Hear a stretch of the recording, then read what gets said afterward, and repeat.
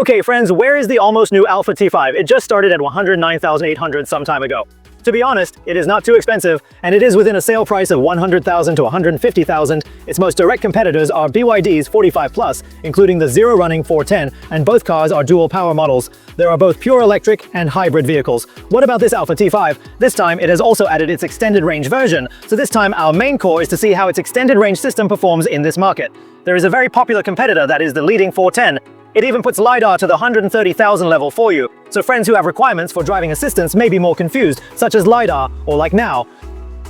This car is a purely visual solution. Beiqi has cooperated with Dajiang Vehicle, now Joyu, to create a telescope version like the current telescope version. It uses an 8775 chip. This chip, it is the cockpit and driving assistance, sharing a set of calculation examples. Forget it, it's 144 par, right? In fact, it is enough for daily use, and then what? It's a pure visual solution. Binocular guidance is on the top, but what about this visual direction? Its maximum viewing angle is 100 degrees and its detection distance exceeds 200 meters, so for ordinary road conditions. The performance is completely enough. This time we focused on experiencing several scenes in Sanya. First of all, in cities, including vehicles that turn left and right and vehicles that have tail stops or obstacles, it will take the initiative to avoid obstacles. In cities, although it is more cautious, the traffic efficiency is still, it can be guaranteed as long as there will be no dead cars, that is to say. When there is an obstacle ahead, he hears that there is no movement. Such a situation won't happen. He still said to go forward little by little. I think this is still commendable. What about entering the highway? First of all, there are no problems with large curvature curves, bridges, etc., including the merging into the main road, which is also very smooth. But in the back, we encountered a very typical, that is a very devilish scene, and the hungry road in front of us was diverted. What about in this case?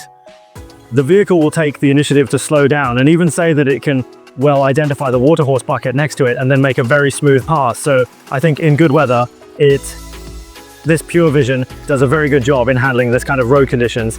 As for the more extreme situations such as rain and snow, how does it perform? We will test it again when we have the opportunity after this. So far, its performance is still acceptable, so for those who have driving assistance requirements, I think a purely visual solution is an option. What about this Alphard T5? Compared with the C10, which is said to be zero running, including the Plus, the styling and interior, including the intelligent space, are quite the same.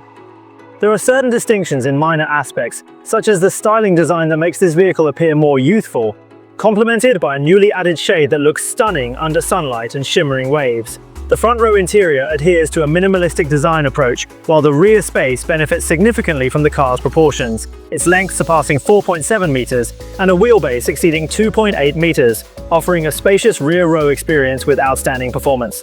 Additionally, Magna has provided exceptional manufacturing quality and fine-tuned dynamic calibration, making the driving texture something truly worth anticipating.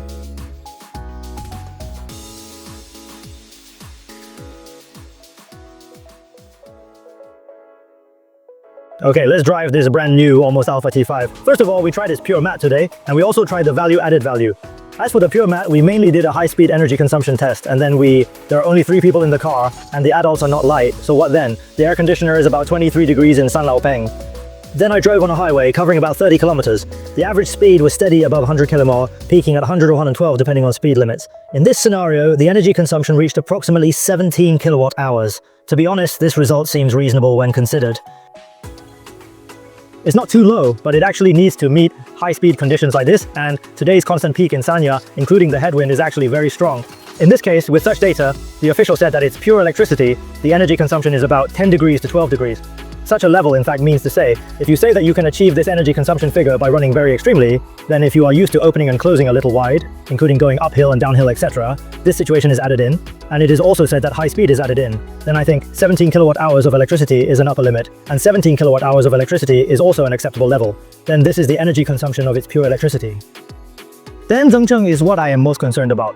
First of all, we usually look at 2 levels. The first one is NVH, that is, when its booster is started, whether the noise is loud or not. Then when you click on it to force power generation, when you are in place, you will find that the booster in front can transmit the sound when it is started.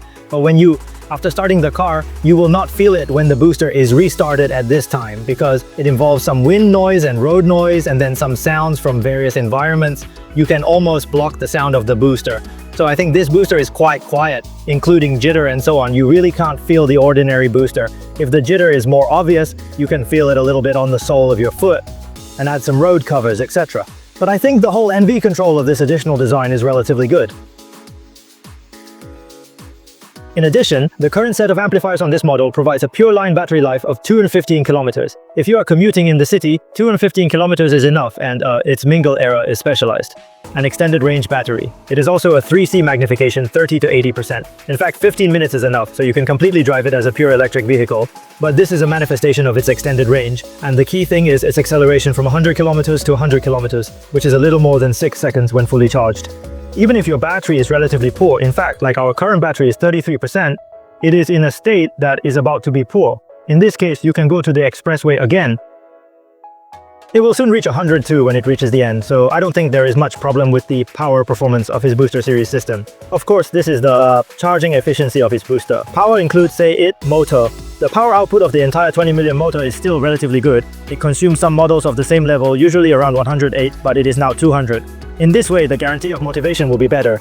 So in general, this Alphard T5 has pure electricity and extended range, which will give consumers more choices. You can choose whatever version you want, and the extended range is relatively reliable, and the price of the extended range is 109 to 800. It is really very competitive. Then if the time is 980,000 yuan, and you want to add a driving assistance, you can only add another 20,000 yuan. Therefore, the entire current brand has adopted a strategy which is very cost-effective. At the same time, because it is backed by Beijing Enterprise McKenna, etc., and these are at the brand level, they will be more secure than some new forces, so if it is you.